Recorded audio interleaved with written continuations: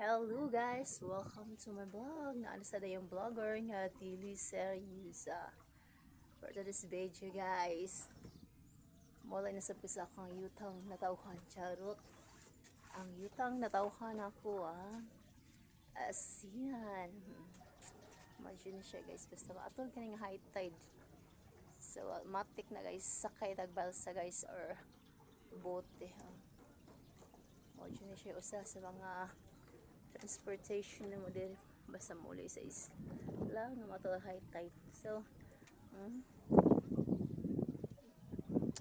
sakay tag guys, pwede rin po siya kuan guys, yung kung mumula agad sa isla pwede rin po siya abangan. Pwede ba siya abangan para makaturtur mo kung unahan mo mag nature tripping sa mangroves. Okay,